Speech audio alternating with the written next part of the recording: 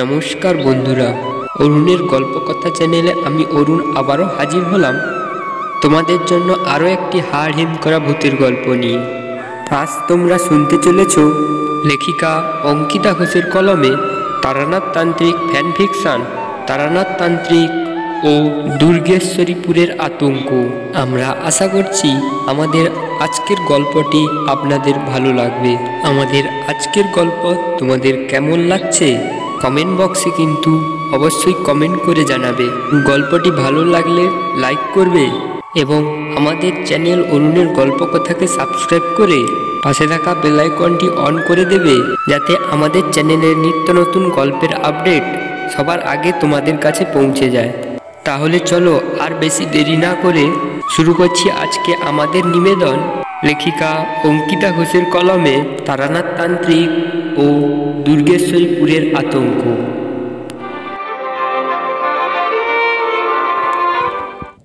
কমলা আধমরা শরীর নিয়ে কোনো রকমে চোখ খুলে তাকিয়ে আছে। সদ্যজাত শিশুটির মাথায় অসহায়ভাবে হাত বুলিয়ে গুনগুন করছে একটা অচেনা সুর, একটা মায়াময় ঘুম পাড়ানি গান। ঘুম পাড়ানি পরে এসে ঘুম দেবে তোর চোখে, ঝিকি মিকি তারাগুলি ধরা দেবে তোকে। ওরে এলো দূর থেকে, আনলো একটি ঝুলি, ঝোলা থেকে বেরিয়ে এলো চরকা কাটা বুড়ি। বুড়ি এবার একটা করে গল্প বলে, যদি ঘুম নামবে চোখের পাতায়, কাটবে এই রাতে। গানটা থামার সঙ্গে সঙ্গেই সব কিছু নিস্তব্ধ হয়ে গেল। কমলা শেষ নিঃশ্বাস ত্যাগ করেছে। বাচ্চাটা কেঁদে চলল, অথচ মায়ের থেকে কোনো সাড়া পেল না। দাই কাজল বাচ্চাটাকে কোলে তুলে নিয়ে বাইরে চলে গেল। বাইরে ভোরের আলো ফোটার সঙ্গে সঙ্গেই কাছে কোথাও একটা মোরগ ডেকে উঠল। সেই শব্দ শুনেই ধড়মড় করে খাটে উঠে বসলাম আমি। শ্বাস নিতে কষ্ট হচ্ছিল। কি ভয়ঙ্কর স্বপ্ন! কিন্তু সত্যি কি এটা কোনো স্বপ্ন ছিল, নাকি বাস্তব অতীতের কোনো অংশ আমি সরাসরি পেলাম? যাই হোক না কেন, এই স্বপ্নটা দেখার খুব প্রয়োজন ছিল। এবারে আমি হয়তো কিছু বিষয় আন্দাজ করতে পারছি, কিন্তু বাকিটা না বুঝলে কিছুই করা যাবে না। সকাল সকাল আমি স্নান সেরে মাথা ঠান্ডা করে বাড়ির দক্ষিণ দিকের বারান্দার সামনে বসে একটা তাবিজ তৈরি করলাম।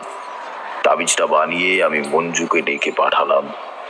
মঞ্জু আসতেই আমি ওই তাবিজটা মঞ্জুর হাতে দিয়ে বললাম, যাও, এটা মেয়ের ডান হাতে পরিয়ে দাও। মনে রাখবে, ডান হাতেই কিন্তু পরাতে হবে। মঞ্জু তাবিজটা দু হাতে চেপে ধরে মাথায় ঠেকিয়ে শঙ্কিত হয়ে আমায় জিজ্ঞেস করলো, এই তাবিজ বললে আমার মেয়ে সুস্থ হয়ে যাবে তো বাবা ঠাকুর? আমি শুনলাম গতকাল রাতে আপনি আমার স্বামীকে বলেছেন আমার মেয়ের ওপর কোনো অশুভ শক্তির নজর পড়েছে। সত্যি কি এই তাবিজ ওকে বাঁচাতে পারবে? এর আগেও আমরা অনেক তান্ত্রিক ওঝার কথা মতো কাজ করেছি, কিন্তু কিন্তু আমার মেয়ের শরীর দিন দিন খারাপ হয়ে চলেছে। এই তাবিজ পড়লে সাময়িকভাবে সবকিছু ঠিকঠাক থাকবে, ওর ক্ষতি কেউ করতে পারবে না, কিন্তু যে আত্মার খপ্পরে তোমার মেয়ে পড়েছে, সে এত সহজে ওকে ছেড়ে দেবে না।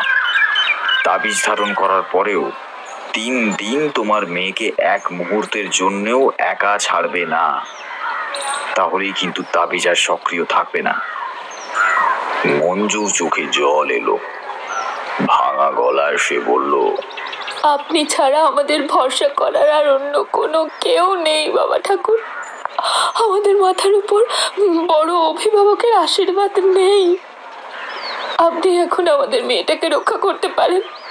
আপনি যে করে হোক আমার খুকিকে বাঁচান বাবা ঠাকুর, আপনি আমার খুকিকে বাঁচান। আমি চেষ্টা করছি। তার আগে তোমাদের কিন্তু সব কথা আমায় খুলে বলতে হবে। তোমরা কি সব সত্যি বলছো আমাকে? কিছু গোপন করছো না তো? প্রশ্ন শুনে মঞ্জু চমকে উঠল, গলাটা শুকিয়ে গেল। কোনো রকমে বলল, না তো, আমি মানে আমরা কিছুই লুকোচ্ছি না, যা বলেছি সত্যিই বলছি। ঠিক তখনই পরাণ ঘরে ঢুকলো খুকিকে কোলে নিয়ে। পরাণকে দেখেই মঞ্জু এগিয়ে গিয়ে শিশুটিকে কোলে নিল। তারপর ডান হাতে সেই তাবিজটা পরিয়ে দিল। এই যে এই তাবিজটা বাবা ঠাকুর দিয়েছেন, আমি এখনই ওকে পরিয়ে নিয়ে আসছি। মঞ্জু ঘর থেকে বেরিয়ে গেল। আমি তখন সুযোগ বুঝে পরাণের দিকে তাকিয়ে প্রশ্ন করলাম, তোমরা আগে যেন কোথায় থাকতে? প্রশ্নটা শুনে পরাণ যেন একটু থমকে গেল, চোখ নামিয়ে বলল, এই এখানেই থাকি তো আমরা। হ্যাঁ, এইখানেই থাকি। আমি স্থির চোখে ওর দিকে তাকালাম। তারপর বললাম, কিন্তু বিনয় তো বলছিল তোমরা নাকি সম্প্রতি এখানে এসেছো, আগে অন্য কোথাও একটা থাকতে তোমরা। আচ্ছা, তোমাদের বাড়িটা কোথায় বলো তো? পরাণের মুখ মুহূর্তের মধ্যেই গম্ভীর হয়ে গেল। মৃদু স্বরে বলল, হ্যাঁ, আগে চিতলপুরে থাকতাম। চিতলপুর? সেটা কোথায়? না না, মানে চেতলাপুর। হ্যাঁ, চেতলাপুর একটা ছোট্ট গ্রাম, আপনি চিনবেন না। আচ্ছা, আপনি কি এখন বিনয়ের বাড়িতে যাচ্ছেন? ওর উত্তরে স্পষ্ট বুঝলাম ইচ্ছে করেই প্রসঙ্গ পাল্টাচ্ছে পরাণ। আমি আর কথা না বাড়িয়ে চুপচাপ বেরিয়ে পড়লাম বিনয়ের বাড়ির উদ্দেশ্যে। পরাণ একবার বলল, চলুন বাবা ঠাকুর, আমি আমি আপনাকে গিয়ে ছেড়ে আসি। না না, থাক, আমি নিজেই পথ চিনে চলে যেতে পারবো। তুমি এখন বাড়িতেই থাকো। তোমার মেয়ে আজ তাবিজ পড়েছে, খেয়াল রাখবে। আজ থেকে 3 দিন যেন কিছুতেই একা না থাকে। তোমাদের মধ্যে যে কাউকে হোক ওর পাশে থাকতেই হবে সব সময়। সেদিন নবমীর পুজো। মণ্ডপে তখন ঢাকের আওয়াজ, ধূপ ধুনোর গন্ধে মন প্রাণ ভরে উঠেছে একেবারে। ভিড়ের মধ্যে যেন এক রাস উৎসবের আমেজ। পুজো মিটে যাওয়ার পর সকালের ভোগ খেয়ে আমি আর বিনয় বসার ঘরে এসে বসলাম। ঘরে আরো কয়েকজন গ্রামবাসী ছিল। তারা কিন্তু ধীরে ধীরে সরে যেতেই আমি বিনয়ের দিকে তাকিয়ে গম্ভীর গলায় বললাম, আচ্ছা বিনয়, তোমার বন্ধু পরাণকে তুমি কতদিন ধরে চেনো? আমার প্রশ্ন শুনে বিনয় একেবারে থতমত খেয়ে গেল। কয়েক মুহূর্ত পর চুপ থেকে সে গলা নামিয়ে বলল, কেন? ও কি আপনাকে কিছু বলেছে? না না, কিছু বলেনি, কিন্তু তুমিও না বললে ওদের বিপদ আটকানো যাবে না। কিন্তু বিপদ? কিসের বিপদ? খুকির জীবন এক বড্ড ঝুঁকির মধ্যে আছে বিনয়। ওর উপরে ভয়ঙ্কর কোনো অপশক্তির ছায়া পড়েছে। বিনয় যেন আকাশ থেকে পড়ল, মুখ শুকিয়ে গেল তার, কপালে পড়ল চিন্তার ভাঁজ, কিন্তু বলতে পারল না। স্থির দৃষ্টিতে আমার দিকে তাকিয়ে থাকলো কেবল। আমি ওকে তখন আরো একটা প্রশ্ন করলাম, আচ্ছা বিনয়, তোমার ওই বাড়িতে কি কোনোদিনও ভূতের উপদ্রব হয়েছিল? ভূত? না তো বাবা ঠাকুর। বা কোনো মহিলা কি ওই বাড়িতে মারা গেছে কখনো? না, কোনোদিনও না। কিন্তু আপনি হঠাৎ এই কথাগুলো? তখন আমি কাল রাতের ভয়াবহ ঘটনার কথা সবটা খুলে বললাম বিনয়কে। সব শুনে বিনয়ের মুখ ফ্যাকাশে হয়ে গেল। কম্পিত কণ্ঠে সে বলল, তাহলে আমি আপনাকে সত্যিটা না বলে থাকতে পারব। আসলে আসলে পরাণ আমার বন্ধু নয়, আমি ওকে চিনতামই না। কি বলছো কি তুমি? আমার সঙ্গে ওদের আলাপ হয় মাত্র মাসখানেক আগে। সেদিন আমি গভীর রাতে বাড়ি ফিরছিলাম। জঙ্গলের ধারে হঠাৎ ঝড় বৃষ্টির মধ্যে ওদের প্রথম দেখি। যে একেবারে জবজবে হয়ে দাঁড়িয়ে আছে, কোলের শিশুটি গলা ফাটিয়ে কাঁপছে। আমি কাছে গিয়ে জিজ্ঞেস করলাম, এই তোমরা কারা? ঝড় বৃষ্টির মধ্যে বাচ্চা কোলে নিয়ে এভাবে এখানে দাঁড়িয়ে আছো কেন? আমরা আশ্রয় খুঁজে বেড়াচ্ছি বাবু। আমাদের আমাদের বাড়ি থেকে তাড়িয়ে দেওয়া হয়েছে। এই বাচ্চাটাকে নিয়ে কোথায় যাব সেটাই ভাবছি। তার মধ্যে হঠাৎ এই বৃষ্টি। এখন কি করি বলুন তো? ওদের কথায় আমার বুক কেঁপে উঠল। ওই ছোট্ট প্রাণটাকে দেখে আরো বেশি মায়া হলো। তাই আমি ওদের ওই দ্বিতীয় বাড়িটায় নিয়ে গেলাম। ওখানেই ওদের থাকার ব্যবস্থা করলাম। ওদের কথায় বুঝলাম ওরা খুব গরিব। বাড়ি থেকে ওদের তাড়িয়ে দেওয়া হয়েছে। ওদের যাওয়ারও কোনো জায়গা নেই। এবার আপনি বলুন, এরপরও ওদের কি আশ্রয় না দিয়ে থাকা যায়? আমি ওদের ওখানেই থাকতে বললাম। সবাইকে জানালাম পরাণ আমার বন্ধু। কারণ মানুষকে নিজের আশ্রিত বলতে আমার খুব লজ্জা করে। সবাই আমার কথা বিশ্বাস করলো। কিন্তু ওই বাড়িতে থাকার পর থেকে খেয়াল করছি ও কি প্রায় অসুস্থ হয়ে পড়ে। প্রথমে ভেবেছিলাম হয়তো অত বৃষ্টিতে ভেজার ফলেই এত অসুস্থ হয়ে পড়েছে। কিন্তু আজ আপনার মুখ থেকে শুনলাম এবং বুঝলাম উকির অসুখ সাধারণ নয়। কিছু একটা অশুভ শক্তি ওকে ধাওয়া করছে। সব শুনে আমি স্তব্ধ হয়ে গেলাম। তারপর দৃঢ় কণ্ঠে বললাম, বিনয়, সময় খুব কম আছে আমাদের হাতে। আজকে রাতেই একটা না একটা ব্যবস্থা করতেই হবে। মা দুর্গা এখনো রয়েছেন। এই সময় অশুভ শক্তিরও শক্তি কমে যায়। এই উত্তম সময় খুকিকে বাঁচানোর। তোমাকে কয়েকটা জিনিস বলে দিলে তুমি সেগুলো ওদের বাড়িতে নিয়ে যেতে পারবে আজ রাতেই? পারবে কি বলো? বিনয় উঠে দাঁড়ালো। সেও দৃঢ় কণ্ঠে বলল, নিশ্চয়ই পারবো বাবা ঠাকুর। এই ছোট্ট প্রাণটাকে বাঁচানোর জন্য যা করতে হয় আমি করব। কিন্তু আপনি কি করতে চাইছেন? প্রেত মুক্তিযোগ্য। খুকিকে বাঁচানোর এই একটি মাত্র উপায় আছে।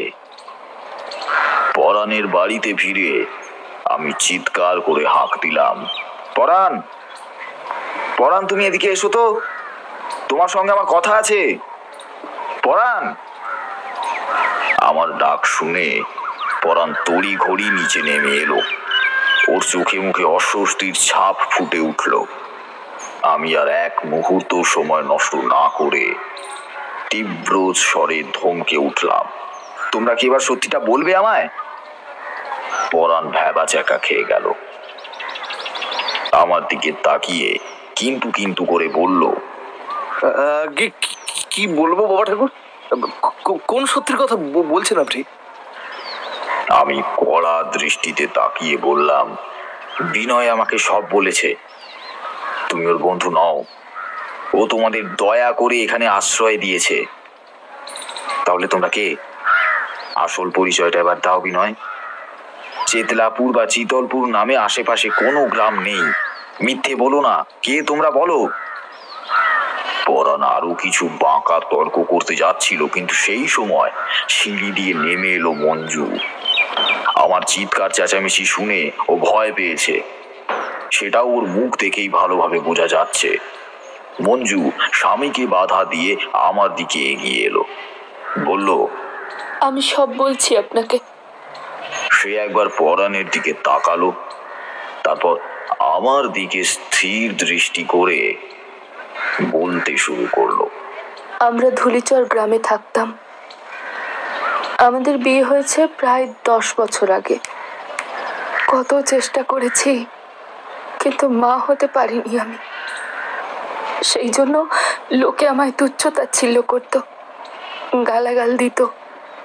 শ্বশুরবাড়ির লোকেরাও আমাকে মানুষ বলে মনে করতো না। সারাক্ষণ অপমান আর অত্যাচার করত। সেগুলো সব আমাকে সহ্য করতে হতো। শেষ পর্যন্ত আর সহ্য করতে পারিনি। একদিন রাতের অন্ধকারে আমি আর আমার স্বামী সব ফেলে লুকিয়ে লুকিয়ে বেরিয়ে পড়লাম। কোথায় যাব জানতাম না, শুধু জানতাম এই দম বন্ধ করা জীবন থেকে আমাদের মুক্তি চাই। তারপর হঠাৎই গ্রামের কাছের জঙ্গলের ভেতর দিয়ে যাওয়ার সময় আমাদের কানে এলো এক শিশুর কান্না। আমরা দেখলাম জঙ্গলের ঝোপঝাড়ের মাঝে ছোট্ট শিশুটি পড়ে আছে। কে বা কারা ওকে সেখানে ফেলে রেখেছিল আমি জানি না। ওকে ওভাবে দেখে আবারও আমার মনে মাতৃত্ব জেগে উঠল। আমি ওকে কোলে তুলে নিলাম। মনে হলো এই আমার সন্তান। তারপরই আমাদের দেখা হলো বিনয় বাবুর সঙ্গে। আমরা তাকে সত্যিটা বলিনি, তিনি দয়ালু মানুষ, তাই বেশি কিছু না জিজ্ঞেস করেই আমাদের এই বাড়িতে আশ্রয় দিলেন। সেই থেকে এই বাড়িতেই আছি। কিন্তু বিশ্বাস করুন, খুকির জন্মের সত্যিটা ছাড়া আমরা আর কিছুই গোপন করিনি। আমরা কোনো অসৎ কাজ করিনি। আমাদের মেয়ের ওপর যে ছায়া পড়েছে সেটাই আমাদের কোনো দোষ নেই বাবা ঠাকুর। আমরা তো জানি না কি হচ্ছে। হয়তো এই বাড়িতেই কিছু আছে যে আমার মেয়েটাকে আমার থেকে কেড়ে নিতে চাইছে।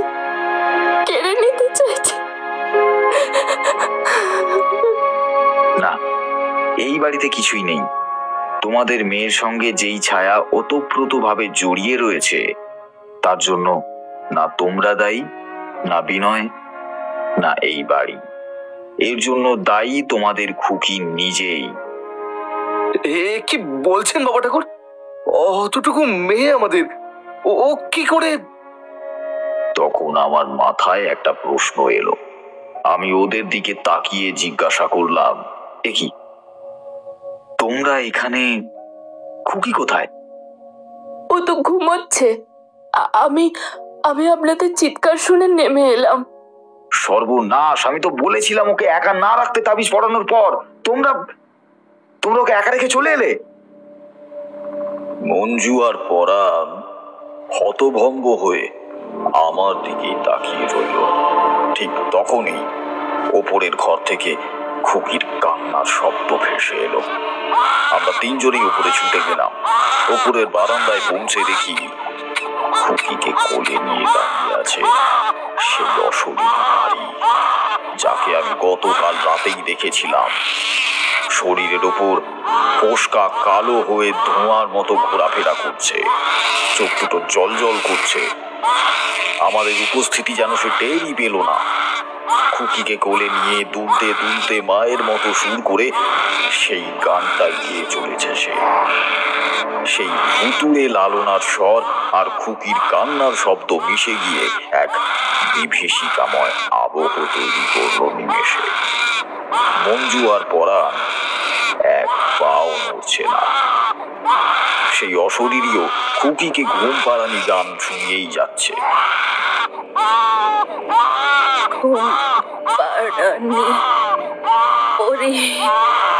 এসে দেবে তোর চোখে ঝিকি তারাগুলি ধরা দেবে তোকে। ওরে এলো দূর থেকে, আনলো একটি ঝুলি। ঝোলা থেকে বেরিয়ে এলো ঝড়টা কাটা বুড়ি বুড়ি এবার একটা করে ফেলবো বলে যদি ঘুম নামবে চোখের পাতায় কাটবে এই রাতে। গান শেষ হতেই সে এক বিকট হাসি হেসে উঠল।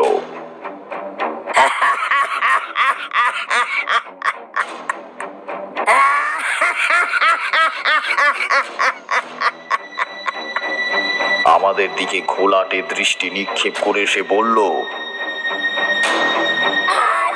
বলে ওকে আমি নিয়ে যাব আমার সঙ্গে। কেউ কেউ আটকাতে পারবে না, কেউ না।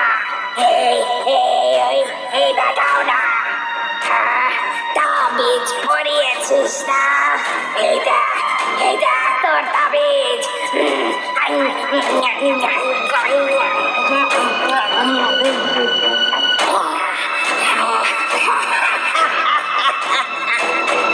খুকির হাত থেকে তাবিজটা খুলে সে নিজের মুখে পুরে দিল।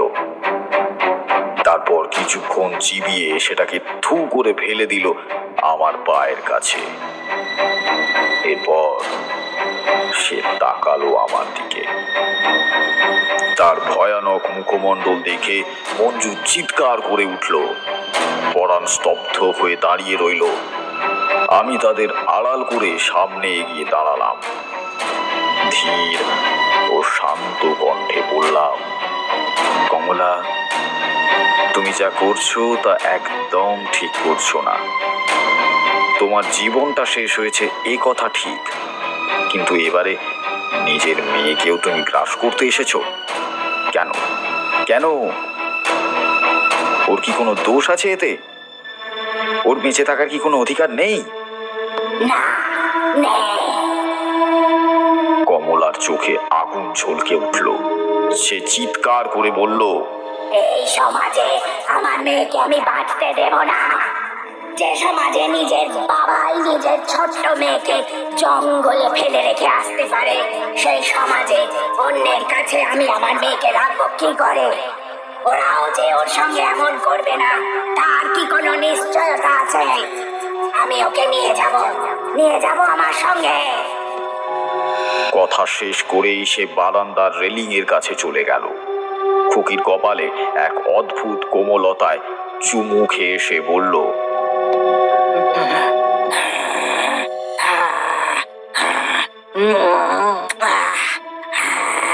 চল মা চল, এবারে সময় হয়েছে। এরপর থেকে তুই তোর আসল মায়ের সঙ্গেই থাকবি। কথাটা বলে সে খুকিকে কোলে নিয়ে রেলিং এর ওপর উঠে দাঁড়ালো। মনে হলো এক্ষুনি ঝাঁপ দেবে। মঞ্জু হাহাকার করে ছুটে গেল সেই দিকে। না, এরকম করো না, আমার মেয়েটাকে নিয়ে যেও না, আমার কোল ফাঁকা করো না, আমার কোল ফাঁকা করো না, ওকে দিয়ে দাও। এটা আমার মেয়ে, তোর মেয়ে না, নয়, এটা আমার মেয়ে। আমি সামনে এগিয়ে এলাম। ওকে বুঝিয়ে বললাম, হতে পারে তুমি ওকে জন্ম দিয়েছো, কিন্তু এতদিন ওকে লালন পালন করেছে এই দুজন। তোমার স্বামী পাষণ্ড হতে পারে, কিন্তু এরা ওরকম নয়। যদি হতো তাহলে ওরা জঙ্গল থেকে তোমার মেয়েকে কুড়িয়ে আনতো না। পৃথিবীতে সবাই একরকম হয় না কমলা। এরা দুজনেই তোমার মেয়েকে নিজের মেয়ের মতো কিংবা তার থেকেও বেশি আগলে রেখেছে। পরাণ এই মেয়েকে কাছে রাখবে বলে কত মিথ্যে কথা বলেছে। মঞ্জু মেয়েকে সুস্থ করার জন্য দিন রাত এক করে দিয়েছে। এই সব দেখেও তুমি ওকে নিয়ে যেতে চাও? জন্ম দেওয়ার অধিকার তোমার থাকতে পারে কমলা, কিন্তু সন্তানকে মৃত্যুর দিকে ঠেলে দেওয়ার কোনো অধিকার তোমার নেই। কমলা স্থির হয়ে গেল।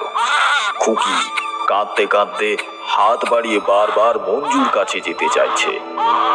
সন্তানের কান্নায় যেন মঞ্জু সব ভুলে ছুটে গেল। সামনে যে কোনো প্রেত দাঁড়িয়ে সে বিষয় রীতিমতো অগ্রাহ্য করে খুকির দিকে হাত বাড়িয়ে দিল। বিস্ময়ের ব্যাপার, কমলা কিন্তু এবার আর কোনো প্রতিবাদ করল না। ধীরে ধীরে খুকিকে মঞ্জুর হাতে দিয়ে দিল। তারপর এক বুক ফাটা কান্নায় ভেঙে পড়ল সে। আমি শান্ত গলায় বললাম, অনেক হয়েছে কমলা, এবার তোমার মুক্তির সময় এসেছে। সন্তানের মায়া ত্যাগ করে এবার তোমাকে চলে যেতে হবে কমলা। আমি তোমার মুক্তির ব্যবস্থা করব। তুমি যাবে তো কমলা? কমলা কাঁদতে কাঁদতে একবার আমার দিকে তাকিয়ে আর একবার খুকির দিকে তাকালো। শিশুটি মঞ্জুর কোলে যাওয়া মাত্রই চুপ করে গেছে। মঞ্জুও খুকিকে বুকের মধ্যে চেপে ধরে আছে। কমলা এবার ধীরে ধীরে কালো ধোঁয়ার মতো হয়ে হাওয়ায় মিলিয়ে গেল। বারান্দায় আবারও শূন্যতা নেমে এলো। কিছুক্ষণ পরেই বিনয় দৌড়ে এলো আমায় বলে দেওয়া সমস্ত সামগ্রী নিয়ে। আমি মঞ্জুকে বললাম, এসব ঠিক মতো সাজিয়ে দাও। আজ ভোরের আগেই প্রেত মুক্তির পুজো আমাকে করতে হবে, নইলে খুকির টানে কমলা আবার ফিরে আসতে পারে। বিনয়কে ততক্ষণে পড়ার সমস্ত ঘটনা বলেছে। বিনয় চোখ সরু সরু করে আমায় জিজ্ঞেস করলো, সবই তো বুঝলাম বাবা ঠাকুর, কিন্তু খুকির উপর যে অপশক্তির ছায়া আছে, আর সেই অপশক্তি যে ওর আসল মা এবং তার নাম যে কমলা, এটা আপনি কি করে জানলেন? আমি হাসলাম, কিন্তু কোনো উত্তর দিলাম না। তারানাথ এবার চুপ করলেন। গল্প শেষ হলো। আমরা স্তব্ধ হয়ে বসেছিলাম কিছুক্ষণ। এরপর আমি একে বললাম, যদি সেই দিন সেই স্বপ্নটা না দেখতেন তাহলে তো আপনিও জানতে পারতেন না যে খুকির উপর কোনো প্রেতের ছায়া পড়েছে, আর তার আসল উদ্দেশ্যই বা কি? তারানাথ মাথা নেড়ে বলল, ভোরের আগেই প্রেত মুক্তি যজ্ঞ করা হলো এবং খুকির ওপর থেকে সেই কালো ছায়া সারা জীবনের মতো সরে গেল। তিনি কোন কাজের জন্য কাকে ঠিক করেছেন এবং তাকে দিয়ে সেই কাজটা কিভাবে করিয়ে নেবেন সেটা আমরা কেউই জানি না, বুঝলে? একটা কথা বলতেই হচ্ছে ঠাকুর মশাই, স্বপ্নে দেখার পর আপনি কি সুন্দর ঘটনাগুলো মনে রেখেছেন, কিন্তু আমাকে দেখুন, আমি যে স্বপ্নই দেখি ঘুম থেকে উঠেই সব ভুলে যায়। আচ্ছা, এটা কেন হয় বলুন তো? ঠিকই বলেছ, এই সবই ঈশ্বরের কৃপা। তারানাথের চোয়াল শক্ত হয়ে এলো, মুখ গম্ভীর। আমি বুঝলাম হাওয়া বিপজ্জনক দিকে যাচ্ছে। আমি তাড়াতাড়ি কিশোরীর দিকে তাকিয়ে বললাম, এই অনেক রাত হলো, চলো কিশোরী, বাড়ি ফিরতে হবে তো।